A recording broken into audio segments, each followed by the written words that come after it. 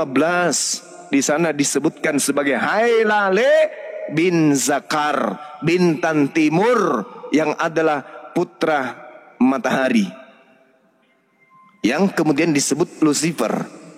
Nah, ini naik ke langit ingin menyamai pencipta alam semesta, turun ke bumi kemudian sampai ke bawah di alam kubur, lalu bangkit untuk menyesatkan orang, ingin menyamai sang pencipta alam semesta. Nah, ini siapa yang ketika kemudian orang Majus datang ingin menyembah ketika dia bayi? Orang Majus penyembah api datang ingin menyembah kemudian kepada Lucifer, bintang timur yang jatuh ke bumi. Siapa menurut kemudian kitab Yesaya 14 ini bintang timur ini? Iblis, Lucifer. Silakan bang, di mana Yesus pernah mengajarkan dirinya kemudian setara dengan Tuhan? Oke. Walah, curang. Gak apa-apa, biar dia tanggapi dulu. Bang Juma bisa naik lagi kok. Silakan. Kenapa ini? Bang Juma ke report. Biasalah, lanjutin bro, silakan. Oke. Assalamualaikum warahmatullahi wabarakatuh, host, Bunda, dan yang lain lanjut. Waalaikumsalam warahmatullahi wabarakatuh. Oke. Boleh, sebenarnya saya jadi kalau nggak ada Bang Juma jadi kita ini juga, tapi nggak apa-apa. Satu hal. Ntar juga Bang Juma naik, sabar aja. Oke.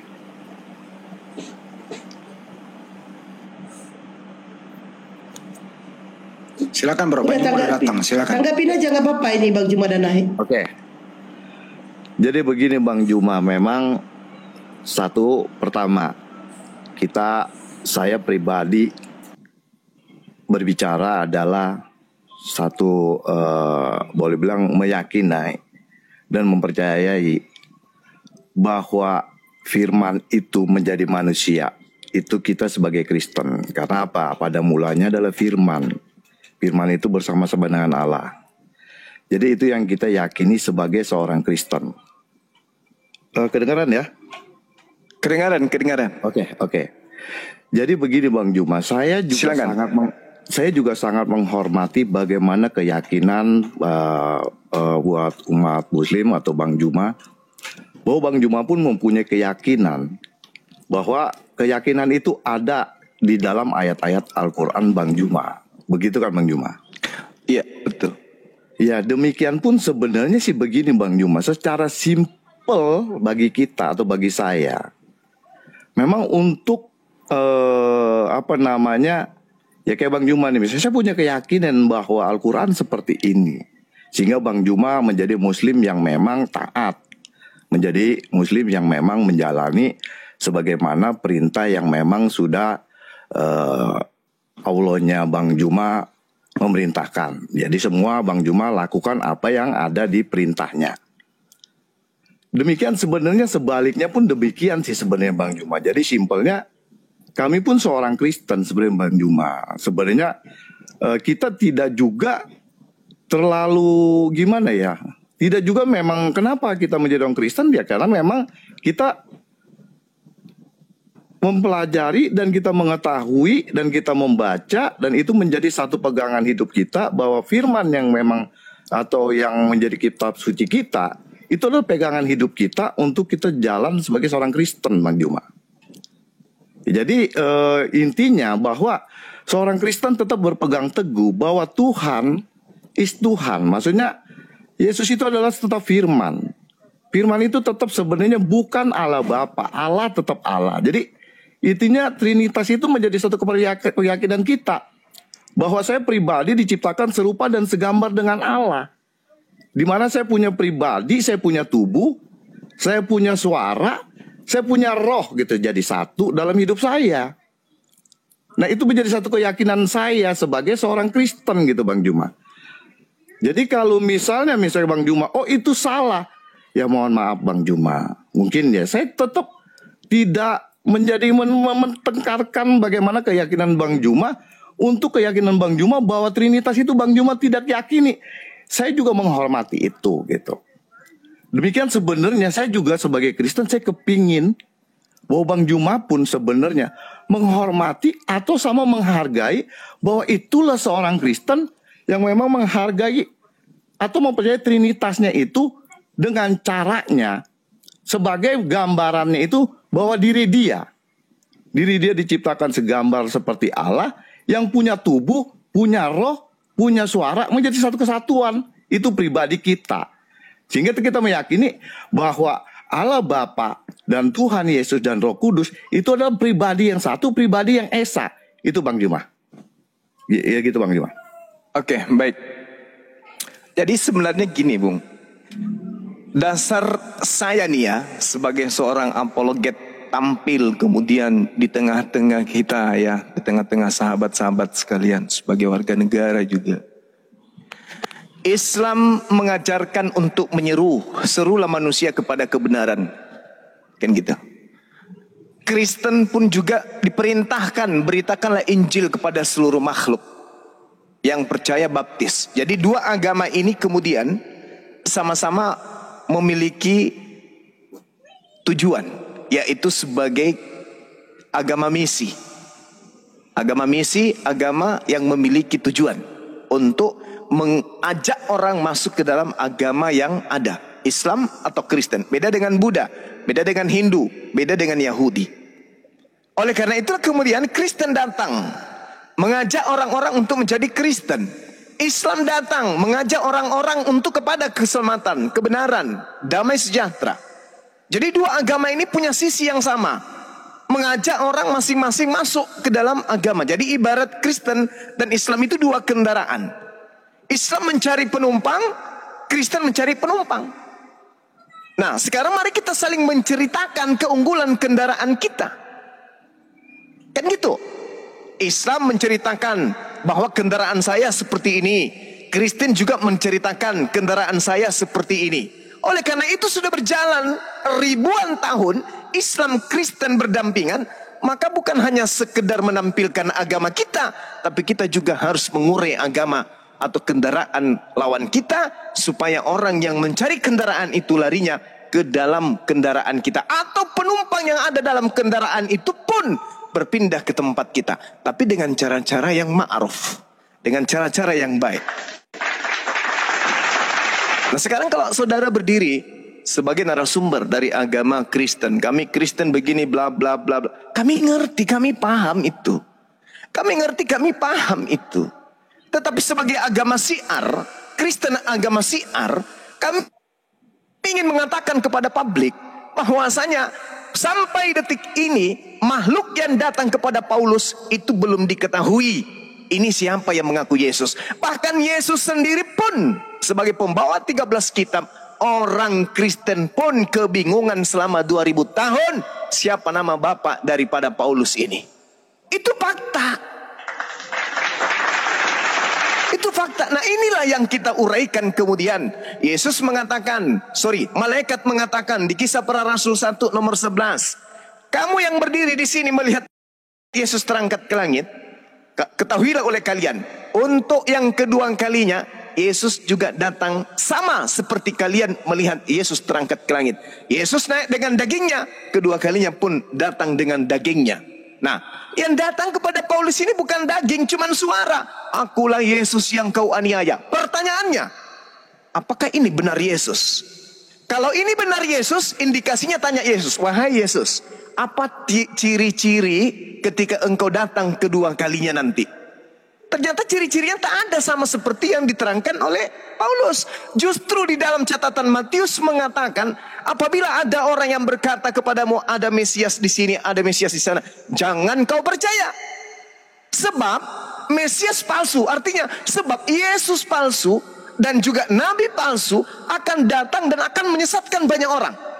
Nah sekarang permasalahannya, rupa-rupanya Matius 24 nomor 24 menyatakan akan ada Yesus palsu. Lalu Yesus dikatakan dalam Matius 25-nya, camkanlah aku sudah mengatakannya kepadamu. Jika ada orang berkata bertemu dengan Yesus di padang gurun, berkata bertemu Yesus di dalam bilik, kata Yesus, jangan kamu percaya. Di data nomor 25-nya, 27-6-nya. 27-nya dia mengatakan, sebab kedatanganku yang kedua itu ditandai dengan kilat yang menyambar dari timur sampai ke barat. Berarti yang datang kepada Paulus ini Itu bukan Yesus, tetapi Mesias yang palsu. Yang mengaku-ngaku akulah Yesus yang kau aniaya. Yang datang ke Pulau Patmos ini, yang mengatakan akulah Yesus, akulah bintang timur, itu bukan Yesus yang asli, tetapi Mesias palsu yang datang pada penulis kitab saudara. Kalau Bang Suma keliru, mari kita diskusi secara ilmiah. Kita bedah kemudian data. Kita buktikan kemudian bahwa pengakuan Yesus akan datang itu apakah hanya suaranya atau dia datang dengan dagingnya. Kalau dengan suaranya pun kita harus kemudian meneliti suara siapa ini. Karena kitabnya orang Kristen sendiri mengatakan bahwa iblis bisa kemudian datang berupa malaikat terang, bisa menjelma menjadi malaikat terang. Apatah lagi yang datang kepada Paulus ini bukan menjelma menjadi malaikat, dia cuma menjelma mengaku sebagai manusia. Kita lihat, siapakah engkau, Tuhan? Paulus sudah dibimbing lebih dulu oleh makhluk ini untuk mengaku Tuhan kepada dia. Akulah Yesus, manusia dari kota Nazaret yang kamu aniaya. Berarti suara ini hanya mengaku manusia, bukan mengaku malaikat. Level itu sangat rendah, masih rendah dari malaikat. Berarti iblis bisa seperti itu. Kemudian kita lihat kisah, sejarah, histori di dalam Bible. Jangan di luar, di dalam Bible. Yesus acap kali dibuli, dimainin oleh iblis alias diuji oleh iblis. Kalau Yesus yang adalah nabi orang suci tidak pernah melakukan kejahatan saja dimainin, dijadikan bulian oleh iblis, bagaimana Paulus? Jadi iblis boleh datang mempermainkan Paulus kapan aja. Terbukti di Kisah Para Rasul 16 nomor 16 sampai nomor 18. Paulus dimainin sama iblis. Jadi yang datang kepada Paulus ini ngaku Yesus itu siapa? Siapa yang ngaku Yesus? Akulah Yesus yang kau niaya. Dari sanalah kemudian setelah Paulus didatangi makhluk ini, Paulus mulai 2 kali lebih hebat daripada dia menganiaya murid Yesus. Apa itu? Dia menuduh pencipta alam semesta menjadi manusia. Dia menuduh pencipta alam manusia, pencipta alam semesta kemudian digantung, dibunuh, disalib. Dia menuduh kemudian hukum Tuhan yang datang kepada Bani Israel adalah sampah. Dan tidak ada orang selamat karena hukum Taurat, hukum Tuhan. Paulus saking menjadi-jadi. Maka lahirlah kemudian buah dari pengajaran Paulus, yaitu Katolik, Kristen, Protestan, Advent, dan semua sekte-sekte yang ada yang mendudukkan Yesus keluar dari koridor yang seharusnya. Tanggapi saya Bung, saya minta ditanggapi secara ilmiah, bukan hanya dasar kepercayaan tok. Silakan. Oke, mungkin saya secara ilmu memang saya akui Bang Juma di atas saya lah. Jangan Bang, jangan Bang. Silakan. Jadi gini Bang Juma, sebenarnya yang memang secara garis besar saya menangkap bahwa memang kita punya agama itu memang mensiarkan atau kita menyebarkan bagaimana ajaran kita.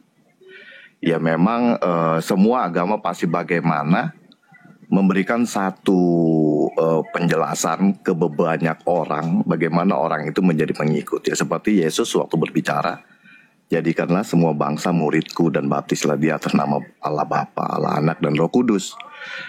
Nah itu memang satu siaran atau satu seorang Kristen memang menjadi satu apologet untuk bagaimana banyak pengikut Kristus. Sama persis dengan Abang gitu.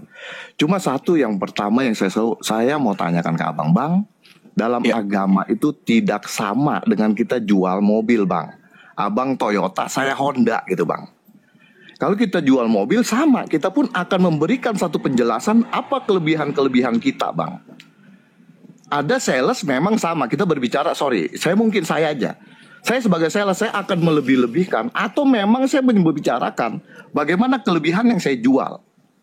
Tetapi maaf Bang, memang kadang ada sales, bagaimana cara membandingkan supaya si pembeli ini yakin dengan produknya, maka dia mengcounter. Contoh, Toyota, dia nggak ada adasnya Bang. Toyota remnya agak keras Bang. Toyota begini-gini. Itu yang pemahaman saya sebagai bukan akademis yang mungkin seperti Abang untuk mengetahui semua. Nah sebenarnya bagaimana caranya bertanding dengan sehat, itu yang selalu saya secara pribadi bagaimana kita bertanding yang sehat. Yaitu jelaskan secara ilmiahnya, secara baiknya apa yang kita sampaikan, apa yang produk kita gitu. Demikian Bang, saya sebagai pengusaha nih, produk saya ini memang kadang nggak terasa. Saya juga kadang-kala keluar dari mulut saya, akhirnya punya saya lebih baik dibanding dia gitu. Bagaimana orang itu pada saat dia mendengar gitu bahwa dia pun punya kelebihan. Maka dari itu, ini satu nasihat buat saya juga pribadi, dan saya aja lah gitu, bahwa pada dasarnya alangkah baiknya dalam apapun si pembeli ini melihat dengan kejujuran kita kelebihan kita. Karena banyak pembeli Bang, pada saat kita ngejelekin produk orang, pembeli langsung kabur Bang. Karena menurut dia, lu bukan sales yang terbaik. Lu sales hanya bisa ngejelekin orang dibanding lu menjelaskan produk lu yang terlebih. Nah, demikian seperti agama Bang, sebenarnya ya. Saya selalu punya keyakinan, begitupun saya Bang. Saya sebagai apologet, mungkin saya akan, bukan apologet, saya seorang Kristen, pasti saya akan ngomong sama orang, ini loh kebaikannya Tuhan saya. Ini loh kehebatannya Tuhan saya. Ini loh kelebihannya Tuhan saya. Nah, itulah yang harusnya saya didik, saya pegang, bahwa harusnya saya berpegang oleh kitab saya. Dan harusnya saya menjelaskan itulah kelebihan ketuhanannya saya. Tidak boleh membandingkan dengan cara, beda. Tuhan saya begini dibanding agama orang. Agama orang begini. Ternyata Bang, dalam agama itu berbeda lagi Bang. Dalam agama Muslim, sorry yang di typing, tolong Bang lu jangan ngomong tentang istilah-istilah keislaman. Mohon maaf sebesar-besarnya, saya bukan mengistilahkan. Orang Bang bisa menjadi mualaf misalnya, atau dari Kristen menjadi Muslim mungkin jadi Kristen. Itu sebenarnya benar nggak Bang? Seseorang itu sebenarnya bukan melalui pertengkaran atau bukan melalui jelek-jelekin agama. Misalnya kayak saya memenangkan menjadi orang murtad karena saya jelek-jelekin agamanya. Sebenarnya itu menjadi pertandingan yang tidak sehat. Yang sehat adalah bagaimana memberikan edukasi, memberikan satu kelebihan. Apa kelebihan agama kita, apa kelebihannya Tuhan kita, itu yang harus kita iniin. Ternyata Bang, semua itu balik lagi ke dalam agama Muslim, hidayah Bang. Orang kalau belum dapat hidayahnya Bang, sampai tetek bengek mau kita kasih ibaratnya dari kebaikan, benar-benar tidak pernah kita sedikit pun menjelekkan agama orang kalau dia belum punya hidayah Bang. Sampai bagaimanapun dia tetap tidak pegang agama. Demikian pun memang kalau misalnya kita membanding-bandingkan, malah kita mau menjatuhkan, misalnya kita kepengen menang sebagai orang Kristen, pasti kita tarik orang yang non Kristen, lalu kita jelek-jelekin agamanya gitu loh. Contoh misalnya saya kepengen narik agama non Kristen, ya contoh mungkin agama Buddha lah, malah saya jelek-jelekin agama dia. Lu begini, lu begitu, lu begini, lu begitu. Akankah orang itu akan ikut kita? Menurut saya tidak gitu loh Bang. Jadi demikian pun saya juga sama. Saya misalnya sebagai orang Kristen, saya ingin menarik misalnya agama Abang gitu. Tapi saya mengulas agama Abang dengan jelek-jelekin apa kekurangannya. Semua gini-gini. Nggak dibacok, nggak ditabok Abang aja udah bagus itu. Nah seperti itu Bang. Oke, baik. Jadi gini saudara saya ya, kaidah Islam kemudian di dalam Al-Quran, misalnya salah satunya di dalam surah Al-Baqarah dikatakan begini, Bismillahirrahmanirrahim. Innal ladhina amanu wal ladhina hadu wan nasara wasabi'ina man amana billah wal yaumil akhir wa amila salihan falahum ajruhum inda rabbihim wala khaufun alaihim wala hum yahzanun. Kitab suci saya mengatakan begini, orang-orang beriman, orang-orang Yahudi, orang-orang Nasrani, orang-orang Sabi'in, siapa saja di antara mereka yang beriman kepada Allah dan hari akhir dan melakukan kebaikan-kebaikan, mereka memperoleh kemudian harta surga dari Tuhannya, dan tidak ada rasa takut pada mereka dan mereka tidak akan bersedih hati.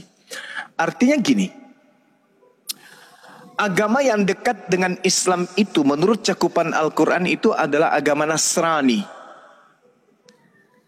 Agama Nasrani kemudian di dalam Al-Quran terdapat penyelewengan. Penyelewengan itulah kemudian lahirlah Kristen beserta sekte-sekte yang lain.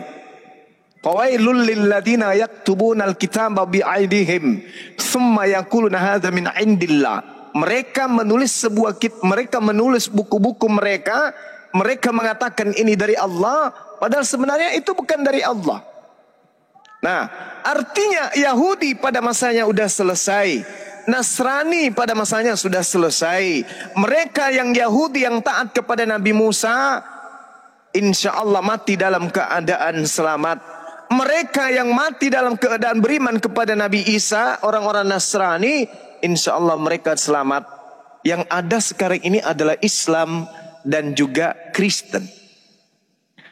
Saudaraku, hanya ada dua jalan inilah kemudian. Kalau bukan Islam, maka Kristen akan menjadi jalan menuju kepada pencipta alam semesta. Maka dari itu, kalau saudara mengatakan terkait dengan kendaraan kita yang lebih baik, kendaraan orang yang tidak baik, kita mencari kemudian keburukan kendaraan orang, bukan begitu poinnya. Bukan di situ poinnya.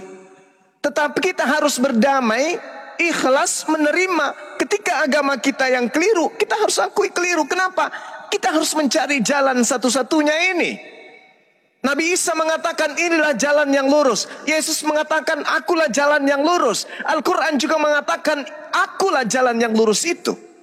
Maka jalan lurus ini jangan kita diamkan. Inilah fungsinya kita berakal. Kristen, ayo semangat, kembangkan ilmu, cari iman yang benar itu. Begitupun dengan Islam kemudian. Maka yang menjadi panduan kita sekarang ini apa? Kitab suci. Kalau kitab suci kita ibaratkan kendaraan kita memiliki buku panduan yang tidak sesuai dengan kendaraannya, tinggalkan.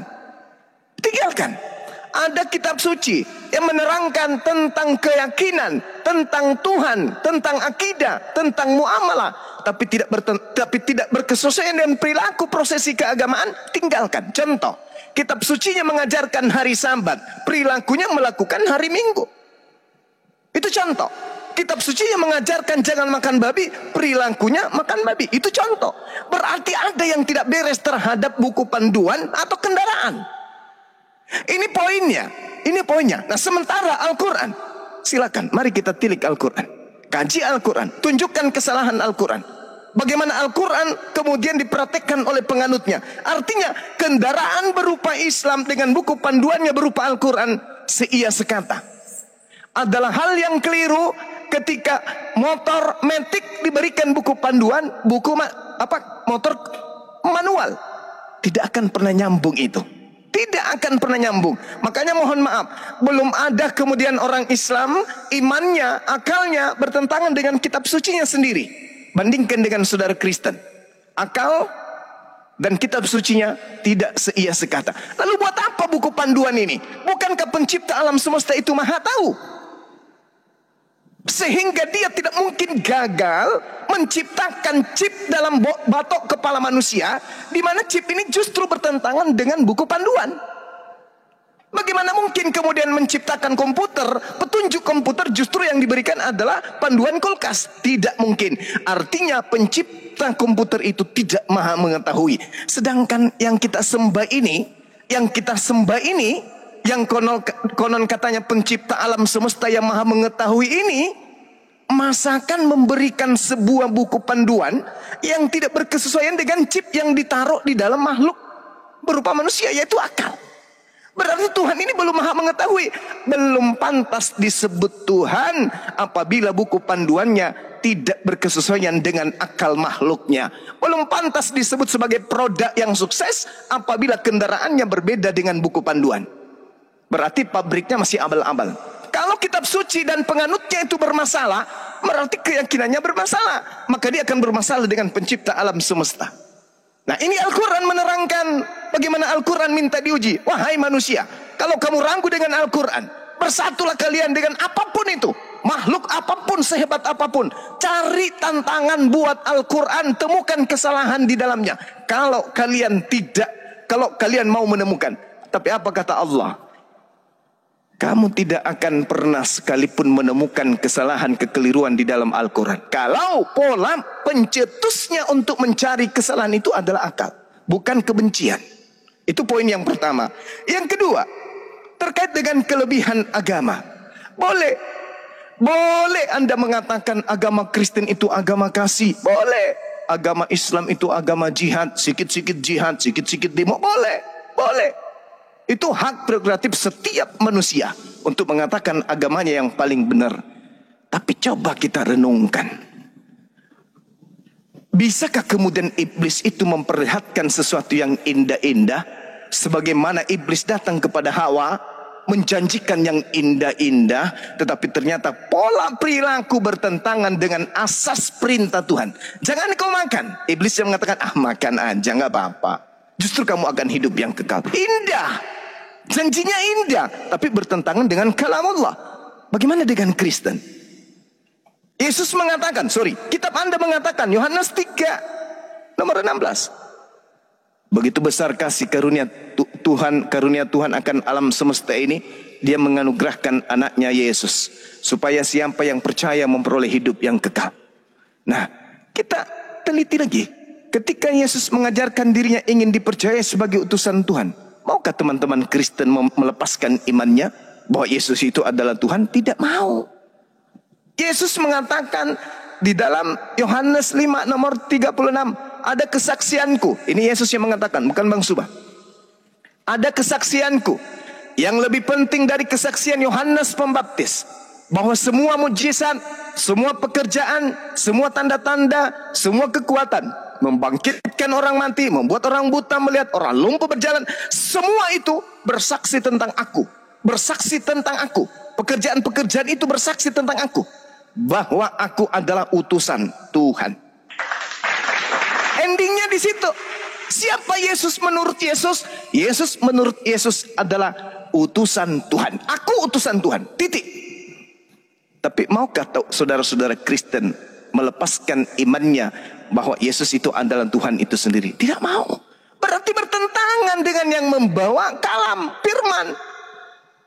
Segala firman yang kau berikan kepadaku telah aku sampaikan, dan mereka percaya bahwa engkau yang telah mengutus aku. Hidup kekal itu mereka mengenal engkau satu-satunya Tuhan dan mengenal aku yang engkau utus. Berarti Yesus memberikan hidup kekal ketika kemudian ada penganut yang mengajarkan dan mengimani dirinya hanya sebagai utusan. Selesai. Tapi benarkah itu terjadi di tubuh Kristen? Kita intip hari Minggu, siapa yang mereka sembah? Yesus? Gimana ini? Kok bertentangan? Yesus mau dikenal sebagai utusan, Yesus mau dipercaya sebagai utusan. Selesai kan perkara itu?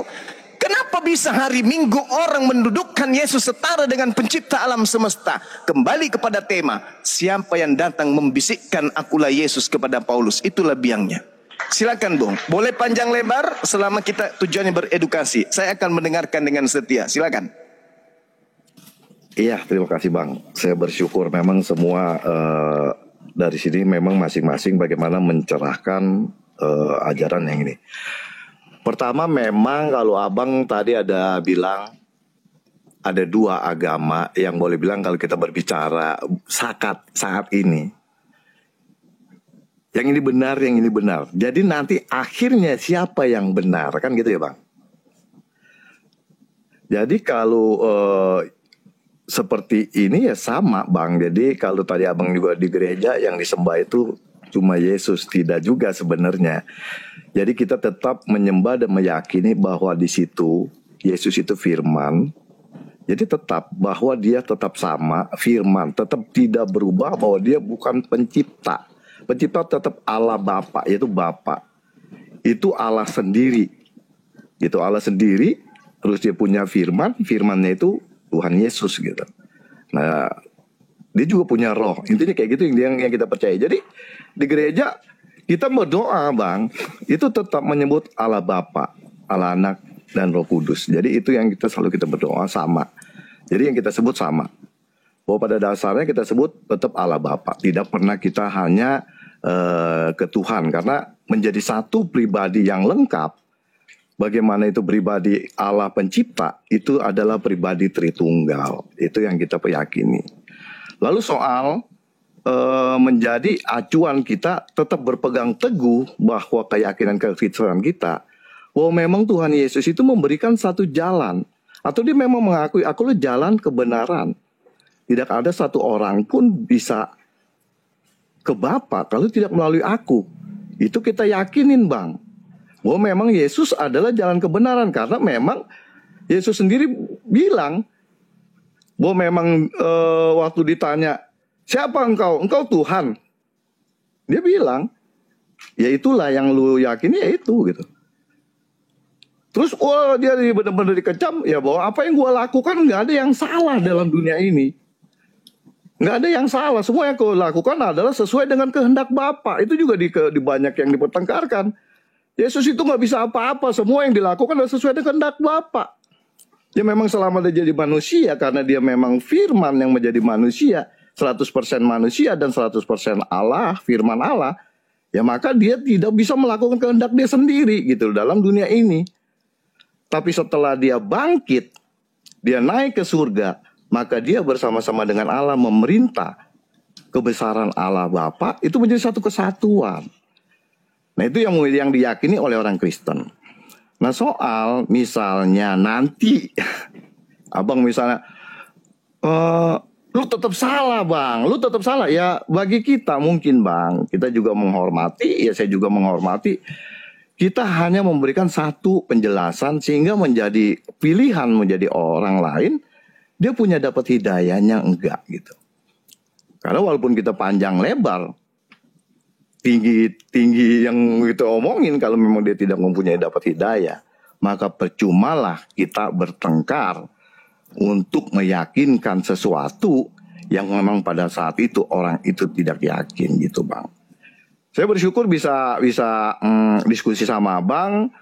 Ya memang dari sekian banyak saya juga ikut sering dengar Abang. Abang kadang kala memang sampai marah karena memang kadang orang tidak sopan caranya, sehingga banyak menghujat, sehingga memang Abang marah. Tapi saya merasakan kalau kita diskusi dengan sehat, saling bertukar pikiran, saya akui Abang ini memang layak lah kalau memang menjadi ketua untuk apologet Islam. Karena dalam tutur kata Abang memang kalaupun memang ini tidak diperlukan untuk hujat, untuk membalas hujat sebenarnya. Cuma memang kebanyakan, wah orang Kristen pun di apologet itu banyak menghina.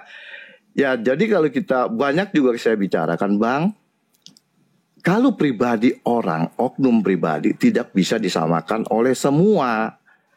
Demikian kalau orang penjahat terus dianggap agamanya Kristen, maka Kristen itu penjahat karena dianggap salah menerapkan ajaran yang di Alkitab. Tidak, di Alkitab tidak diajarkan menjadi orang penjahat. Diajarin mencuri tidak, diajarin berbohong tidak, diajarin menghujat tidak, diajarkan marah aja tidak gitu, Bang. Jadi kenapa bisa ada orang jadi jahat? Kenapa orang jadi pemfitnah? Kenapa orang jadi penipu? Ya pribadi dia walaupun agamanya Kristen gitu. Kita tidak mengakui bahwa seseorang itu menjadi jahat, itu membawa agamanya. Demikian kan kita kalau misalnya memahami, Bang, yang terjadi misalnya, ini maaf ya Bang, misalnya ada orang yang punya prinsip, perangilah, akhirnya dia beranggapan bahwa jihad itu untuk membunuh orang yang tidak seiman, adalah dia ada satu jalan. Itu pun saya tidak meyakini semua bahwa itu ajaran yang memang dari situ gitu. Karena saya yakin, percaya nggak semua orang setuju, itu bukan ajaran gitu, bukan ajaran satu agama. Jadi gitu, Bang. Jadi terima kasih banyak selama ini ya, saya bersyukur kita bisa diskusi dengan baik. Saya juga bisa mendapatkan satu pelajaran bahwa Bang Juma memang menjelaskan itu memang baik. Juga kalau Bang Juma memang ditanya baik akan menjawab baik.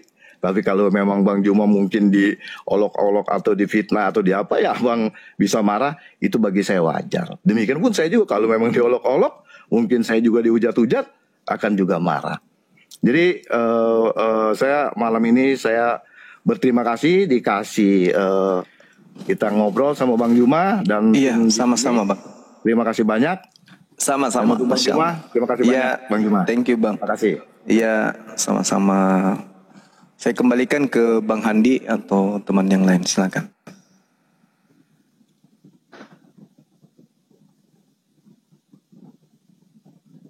Oke. Ternyata dia tidak bisa menjawab ya. Bang Handi yang diminta dia yang muncul, ya Allah ya dari. Orang Pak Hadi Kayaknya jauh dari perangkat loh. Aku tuh serba salah loh bang di matamu. Besok aku pindah ke hidungmu ya. Serba salah aku di matamu. Besok aku pindah ke hidungmu. Biar tambah mancung gitu. Oke, tadi kita sudah mendengarkannya. Dia tidak menjawab loh apa yang dibilang Bang Juma. Terus dia tuh seperti menghindar. Dia menghindar. Ujung-ujungnya lari ke sales. Apa hubungannya dengan sales mobil?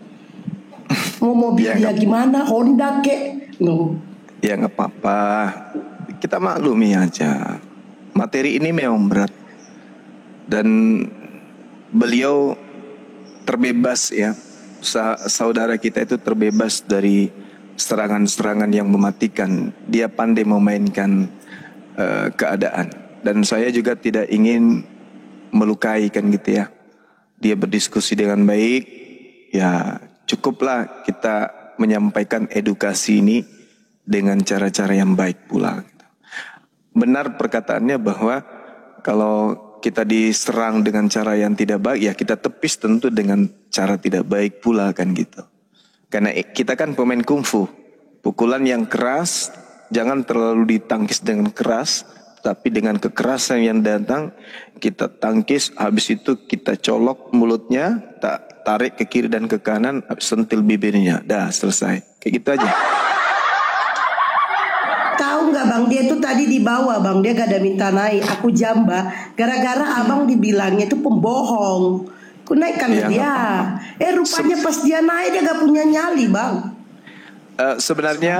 Sebenarnya kalau dibilang agama yang baik, bagaimana dengan Buddha, gitu ya? Buddha dengan alam mereka bersatu. Bagaimana dengan Hindu, mereka juga baik, bahkan ateis itu baik. Tapi yang kita sedang cari di sini adalah yang ada di dalam Islam yang disebut Dajjal, dan yang ada di dalam kitab mereka yang disebut pembinasa keji. Itu yang sedang kita cari. Di mana sang pembinasa keji ini bekerja? Karena pembinasa keji ini kemudian ingin mengajak manusia masuk ke dalam neraka untuk hidup bersama-sama di dalam neraka. Jadi kalau di Islam disebut sebagai pembinasa keji, ya di agama saudara kita itu disebut dengan sebutan bledukma. Bledukma itu artinya sesuatu yang pembinasa, yang kerjanya itu pembinasa, pemfitnah dan seterusnya. Itu yang kemudian seringkali diartikan dengan antikristus, anti terhadap Kristus, ya kayak gitulah intinya.